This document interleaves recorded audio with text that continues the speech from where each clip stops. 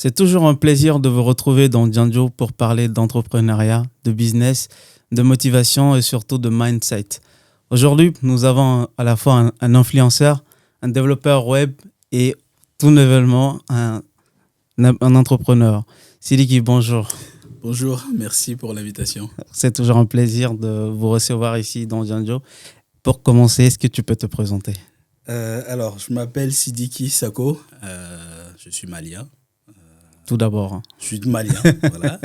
Et j'ai bientôt 33 ans et je suis créateur de contenu sur Internet et je suis aussi développeur d'applications mobiles. Et un peu web aussi, mais surtout mobile. Ok, d'accord. Aujourd'hui, on va parler de toi, de ton parcours, de Abemi, ta nouvelle start-up. Mais bien avant ça, est-ce que tu peux nous détailler ton parcours, d'où tu es passé, d'où tu as commencé déjà? Tu dis que tu es malien, donc tu as commencé forcément au Mali. C'est ça. Donc, est-ce que tu peux nous relater un peu ton parcours? Bien sûr. Alors, j'ai fait mon bac à Ecovie en 2009, si je ne me trompe pas. D'accord. Et après le bac, j'ai intégré la faculté des sciences et techniques à la FAST, à Bamako. Bon, ceux qui ont connu la période ont su que durant cette période-là, il y avait énormément de grèves. C'était le début du système LMD à la FAST, si je me trompe. Je pense que c'était la période. Donc en 2 ans, on n'a pas pu faire un seul examen. Donc j'ai perdu 2 années comme ça. Et je n'ai pas à me plaindre parce que contrairement à beaucoup, j'ai eu la chance de pouvoir sortir du pays et de continuer mes études à l'étranger, donc notamment ici en France. Donc je suis arrivé ici en 2011. Donc j'ai continué ce que j'avais commencé au Mali, licence mathématiques informatique. Après, j'ai fait une licence informatique à Montpellier, suivi des masters en management et gestion des systèmes d'information. Donc ça, c'était pour les parcours scolaires. Donc après, c'est les études. J'ai commencé directement à intégrer le monde de l'emploi. Donc d'abord dans la gestion de projet, puis en tant que développeur d'applications mobiles, et c'est ce que je fais maintenant. Ok. Donc tu donnes des tips sur comment se former. Tu as notamment dit que tu t'es formé, toi, en autodidacte en développement mobile. Comment tout ça s'est passé? Est-ce que tu peux nous raconter un peu? En fait, je pense que maintenant, avec le développement des nouvelles technologies, l'information est accessible à tout le monde. Ce n'est pas la quantité d'informations qui fait défaut, c'est le désir des gens d'apprendre qui fait défaut. Donc aujourd'hui, tu peux apprendre absolument tout ce que tu veux sur Internet. Donc moi, je suis issu d'une licence informatique, donc j'avais les bases. On va pas se le cacher, c'était beaucoup plus facile pour moi parce que j'avais des bases en informatique déjà. Mais après ma licence, j'ai fait un master en management. Donc durant mon master, j'ai absolument pas codé. Absolument pas. Donc durant ces 2 années-là, j'ai pas du tout été en contact avec le code. Donc après mon master, j'ai intégré le monde du travail, gestion de projet. Là aussi, je ne codais pas. Je travaillais avec les développeurs, mais moi-même, je ne codais pas. Mais j'ai toujours eu cet amour-là le code, c'est créatif, c'est quelque chose que j'ai envie de faire. Parce que je pense que les développeurs sont comme les magiciens du 21e siècle.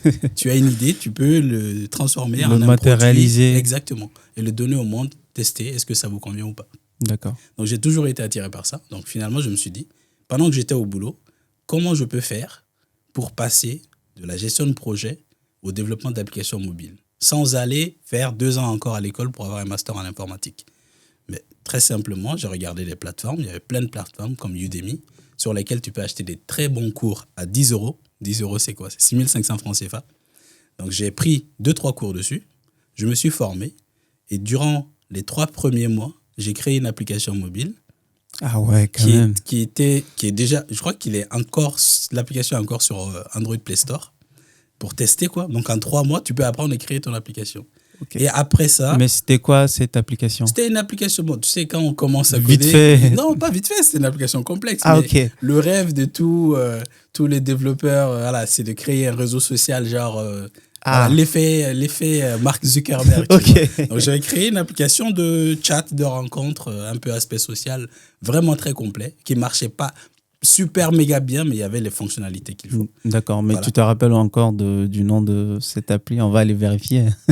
Je crois que l'application s'appelait Kuma, si je ne me trompe pas. Kuma. Parler. Ouais, okay. Je crois que c'est ça, si je ne me trompe pas. L'application, j'ai toujours toutes les références, quoi. Okay. Donc grâce à ces projets-là, j'ai pu les mettre sur mon CV, voilà. Donc, parce qu'il y a beaucoup de personnes aussi, pour se former, ils regardent plein de tutoriels, ils font les projets des tutoriels, mais tout le monde fait ça. Qu'est-ce qui va te différencier des autres? C'est de vrais projets, tu vois. Donc, grâce à ces projets, j'ai pu montrer. Moi, je suis issu d'une licence informatique. C'est vrai que ça fait 3-4 ans que je n'ai pas codé. Mais grâce à ce projet-là, vous voyez de quoi je suis capable. Je suis capable d'imaginer un projet, de le créer par moi-même et de le déployer sur les stores. Ça, c'est des choses que beaucoup de personnes apprennent à l'école, mais ils ne les appliquent pas. Donc, ce projet-là, simplement, en me formant tout seul sur Udemy, m'a permis de faire la transition et de passer de management à développeur. D'accord, mais si je comprends bien, le message que tu veux passer là, de par ce que tu viens de raconter, c'est que les jeunes qui font des parcours au-delà de l'aspect académique peuvent le mettre sur son CV et ça devient un bonus, un Bien plus sûr, sur le marché de l'emploi. C'est surtout, pratiquer. C'est la théorie, dire que j'ai ce diplôme, ça c'est un problème qu'on a chez nous. Beaucoup de personnes ont des diplômes Bac+5, mais tu parles avec eux, tu sais que voilà quoi. Ça, c'est pas quelqu'un qui a fait 17 ans sur les bancs d'école. Donc, il faut faire la différence entre avoir un diplôme et avoir les compétences.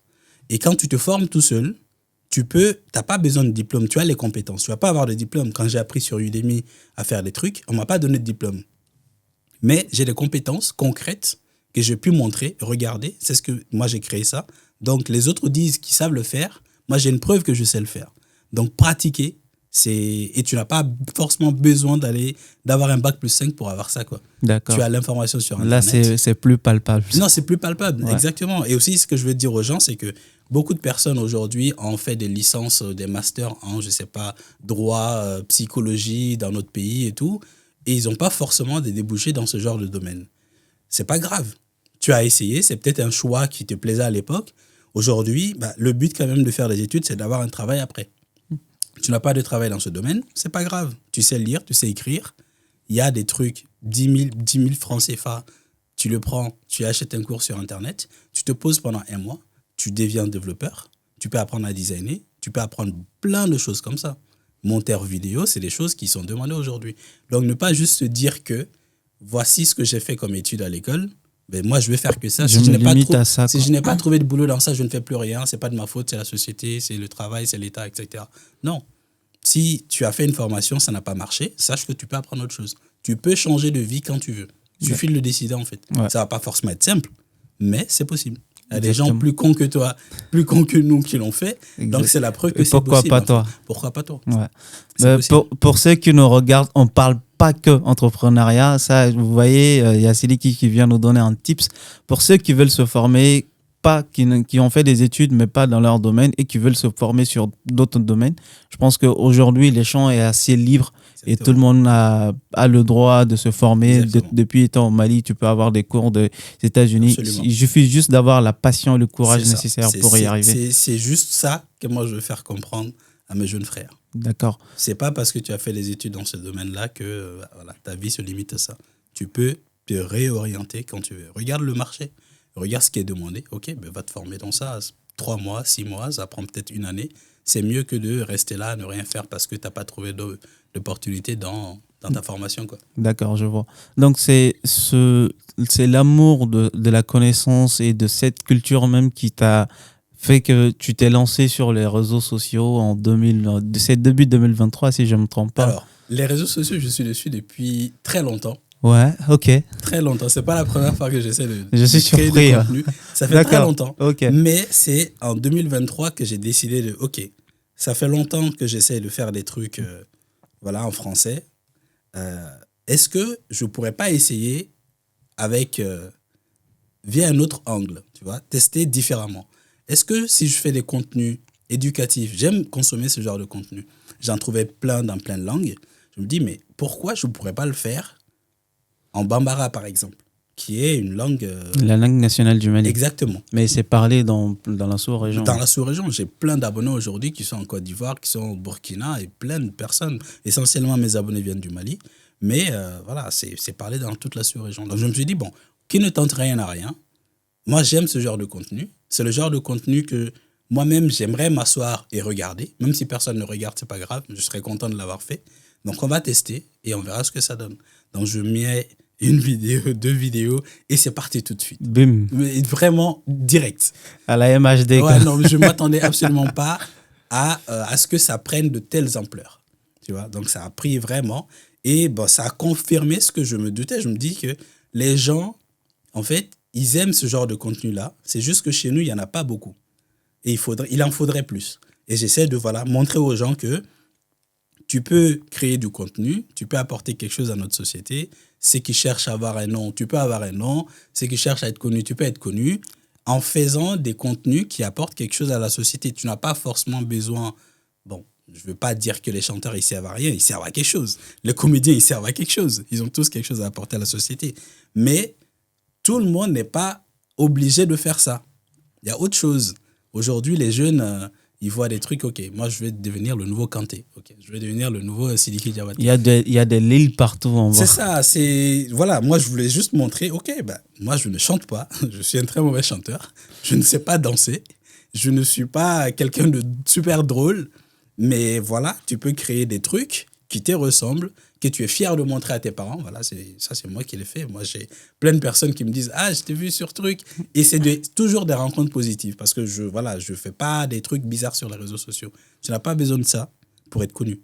Donc voilà, c'est ce que j'essaie de montrer aussi, quoi. Il y a toujours d'autres chemins. D'accord. Toujours d'autres chemins. Mais c'est la suite logique qui t'a amené à lancer la création de ta start-up avec ta communauté. Je dis ta communauté parce que c'est une vraie communauté. C'est une communauté. Tu as plusieurs milliers d'abonnés sur Instagram, TikTok et tu as décidé de faire ta création de start-up avec eux. C'est ça. Pourquoi ce choix-là de partager la création de ta société? Toujours dans le désir, c'est de montrer quelque chose de différent à mes jeunes frères. C'est d'essayer de changer un peu les mentalités. Généralement, chez nous, ce qu'on dit aux gens, par exemple, tu as une idée, n'en parle à personne. Cache. On va te le voler. Les gens vont te mettre des bâtons dans les roues. Moi, j'essaie de montrer d'autres choses que moi, j'ai vu des Américains ou je sais pas, d'autres communautés faire. Et j'aime bien cette transparence-là, de montrer comment tu crées un projet. Voilà, l'idée est là. Si tu as envie de le voler, vole-le. Si tu arrives à le faire mieux que moi, tant mieux pour toi, je suis content. Ça veut dire que tu es meilleur que moi, bien joué. Mais je n'ai pas peur de ça, en fait. Donc, l'idée de partager ces contenus-là, il y a plusieurs aspects. Il y a c'est un très bon canal de marketing. Tu fais participer les gens à la création de ton produit. Ils te suggèrent des idées. Tu pensais à un truc. Finalement, les gens vont te dire non, mais si tu fais comme ça, c'est encore mieux. Donc ça, c'est un grand plus. Et le deuxième aspect, c'est bien sûr d'inspirer les jeunes. J'ai plein de personnes aujourd'hui qui m'envoient des messages. J'ai envie d'apprendre à coder. Est-ce que tu peux m'aider? Donc ça, c'était ça le but. C'est l'aspect positif de la chose. Il n'y a pas d'aspect négatif. On va te dire qu'il y a toujours un petit risque que les gens te mettent des bâtons dans les roues. C'est très commun dans notre communauté, malheureusement. C'est la vie.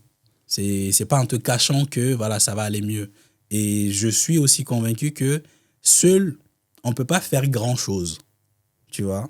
Tu as toujours besoin de quelqu'un pour t'épauler ou te guider ou des trucs comme ça. Ça va toujours aider. Et comme on le dit chez nous, tu viens dans la mettre quelqu'un et tu partiras. C'est ça, en fait. Il y aura toujours des trucs comme ça. Et en créant tes projets en public aussi, tu vas attirer toutes sortes de personnes. Exactement. Moi, j'ai énormément de personnes auxquelles je ne pensais jamais pouvoir avoir accès, qui m'envoient des messages, qui me proposent des trucs comme ça. Est-ce qu'on peut... Parce que le fait de te montrer en public, tu montres vraiment qui tu es. Ça casse beaucoup de barrières. Ça casse beaucoup de choses. Tu montres vraiment qui tu es. Les gens vont se dire, ah, lui, il est comme ça, je ne l'aime pas, tant pis. D'autres vont se dire, ah, j'aime bien comment il est, j'aime bien comment il travaille, j'aime bien comment il raisonne, je veux bosser avec lui. Ça peut t'apporter beaucoup de choses. Exactement. Grâce à ça, il y a des gens, il y a quelqu'un que je ne connaissais pas du tout, qui travaille chez RFI, qui m'a mis en contact avec une de ses collègues, qui m'a posé des questions, et ils ont parlé de mon application dans leur émission. Ah ouais. Parce que j'ai créé mon truc en public. Tout simplement. Donc, n'ayez pas peur de vous exposer. Tant que vous êtes dans le bon et que vous essayez de faire du bien, vous faites de mal à personne, vous ne manquez de respect à personne, montrez-vous comme vous êtes, créez, parlez-vous de vos projets et vous ne pourrez avoir que de belles surprises, en fait. Je vois. Mais toi, c'est bien de parler de la peur de se surpasser, mais comment toi, tu t'es mesuré à cette peur-là? Comment tu es arrivé à passer le cap? Je me dis juste que c'est quoi le pire qui puisse arriver? Que ça ne marche pas. C'est pas si grave. C'est pas si grave que tu as essayé un truc et ça n'a pas marché. Ça fait partie de la vie. Donc voilà, c'est quoi le pire qui puisse arriver? Souvent, on a peur sans vraiment définir la peur de ce dont on a peur. D'accord. Donc toi, tu as essayé en premier lieu de connaître la nature de la peur. Exactement. Et de ce qui peut aller au-delà de la peur. C'est tout. Donc c'est ce qui t'a poussé. C'est quoi le pire? Aujourd'hui, ça, si cette application ne marche pas, je créerai un autre. Je créerai un autre. Ok. Si les gens se moquent de moi, ah, tu as échoué. Non, ça, c'est des expériences. Ça. Exactement. C'est juste ça. Au moins, tu aurais essayé. Exactement. D'accord. Et tu apprendras forcément quelque chose dans ça. Ok. Mais tu dis que ton application, ça vient d'une frustration, mais une frustration positive, Exactement. suite à un voyage au Mali, Ouais. bien exactement. Et c'est de là qu'a germé l'idée. Exactement. Mais est-ce que tu peux nous parler un peu plus de l'idée, de comment c'est venu, pourquoi la frustration Bien en sûr. fait? En fait, je suis allé au Mali lors de mon dernier séjour. C'était surtout pour essayer de mettre en place mon autre projet Ok. d'application de réseaux sociaux. Et d'accord, on va en venir. Voilà, tu vois. Donc, j'étais parti pour ça à la base. Ok. Donc, j'avais commencé des trucs, etc., etc. Et durant mon séjour, je voyais plein de créateurs de comptes, parce qu'il y a beaucoup de créateurs de contenu qui sont chez nous maintenant, qui sont à féliciter. J'en voyais plein qui mettaient des vidéos de lieux très sympas de la ville. Mais je me disais, mais est-ce que ces gens-là et moi, nous sommes dans le même Bamako? J'ai pas l'impression que ce truc-là, il existe vraiment. Surtout si tu dates avant de rentrer. Exactement, ça faisait longtemps. Je dis, mais est-ce qu'on est dans le même Bamako? Non, c'est pas vrai. Et donc, je voyais plein de restaurants, plein de coins sympas dans la ville, mais qui n'ont pas d'adresse vraiment précise qui te permettent de sortir ton application, cliquer sur un bouton et tu vas jusqu'à là-bas, tu vois. Mais tu connais les indications de chez nous. Tu vas aller là-bas, oui, c'est à Maniambougou, à côté du... Le grand boulevard qui se trouve là, tu prends ta droite. Exactement. Il y a des enfants qui jouent au ballon, tu vas là-bas, tu leur demandes, ils vont te montrer. Et le jour où tu pars, il n'y a pas d'enfants qui jouent au ballon, ben, comment tu fais, tu vois? Donc pour moi, c'était compliqué de me déplacer. Donc c'est là que je me suis dit, bon, c'est vrai que dans notre pays, les rues ne sont pas très bien numérotées, adressées. Il y en a quelques-unes, mais encore très peu, malheureusement. Donc ce qu'on pourrait éventuellement imaginer, c'est une solution qui géolocalise tous les petits commerces. Voilà, tu cherches un truc, tu le vois, tu cliques sur un bouton et je te montre le chemin jusqu'au truc, quoi. Donc c'est vraiment venu de ça. Je me suis dit, mais on a des solutions comme ça en France. Souvent, il ne faut pas aller chercher loin l'idée. Très très loin, ouais. Pas chercher loin. Regarde quelque chose qui se fait ailleurs, qui marche bien, Et tu c'est dupliques. utile, et tu essaies de l'appliquer à ton besoin. Ouais. C'est tout. Donc je me suis dit, ok, en France, voilà, les trucs sont bien adressés, quoi. Tu as des applications Google Maps, Waze, Plan. Tu cherches un truc, tu cliques sur un bouton, il te montre l'endroit. Et bah, au Mali, on n'a pas d'adresse, c'est pas grave. Moi, je vais les géolocaliser et ça fera exactement la même chose. Et c'est de là qu'est venue l'idée. D'accord. Mais au-delà du bienfait de guider les gens, aussi de positionner les commerces, quels peuvent être les autres avantages avec Abemi? Déjà, il faut parler du nom de l'application, ça s'appelle Abemi, et ça se trouve dans tous les stores, Apple Store et Android. Exactement. Mais au-delà de l'aspect géolocatif, quels peuvent être les autres avantages de cette application? Alors, il y a un principal qui me vient en tête. Il y en a beaucoup, hein, mais le principal, toi-même, tu vas reconnaître tout de suite le besoin. Généralement, au Mali, quand tu veux aller voir, par exemple, un médecin, un commerçant ou, je ne sais pas, un restaurant que tu n'as jamais encore visité, qu'est-ce que tu fais? Tu appelles un proche. Est-ce que tu connais ce médecin? Recommandez-moi quelqu'un. Ouais. Et si tu n'as personne pour te recommander, comment tu fais? Tu vas à l'aveugle. Est-ce que le gars, il est bien ou le médecin, il est bien ou pas? Tu ne sais pas. Donc, tu vas à l'aveugle et chacun sa chance. Ouais. S'il est bon, tant mieux pour toi. Mais s'il s'avère que c'est un mauvais praticien, voilà, tu vas à tes risques et périls. Donc, tu n'as personne pour te recommander tel ou tel professionnel. Grâce à l'application, tout le monde pourra donner leurs avis sur leur expérience chez tel praticien, chez tel commerçant, chez tel restaurant. D'accord. Et grâce à ça, tu peux te faire ton idée, en fait. 25 personnes sont allées dans ce restaurant. Et la notation Google, comme Google. Exactement. Ok. Exactement. Donc, les gens pourront se fixer leurs propres avis via les expériences des autres.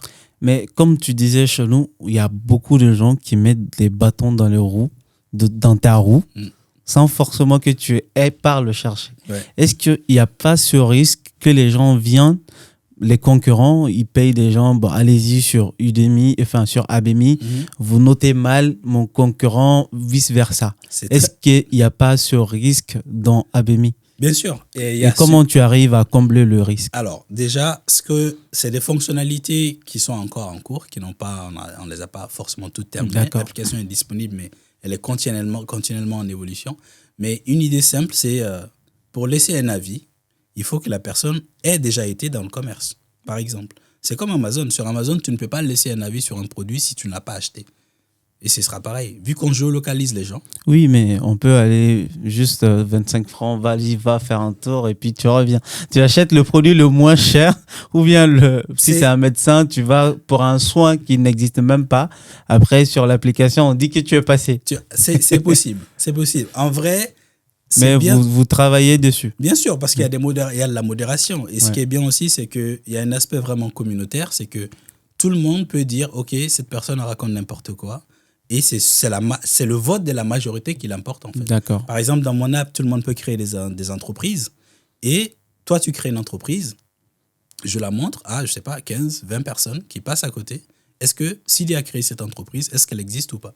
Si la majorité me dit non, elle n'existe pas, ton entreprise ne sera pas visible. Ce sera à peu près la même chose pour les avis, en fait. On va trouver des idées pour modérer, mais il y aura toujours des débordements. L'être humain comme ça.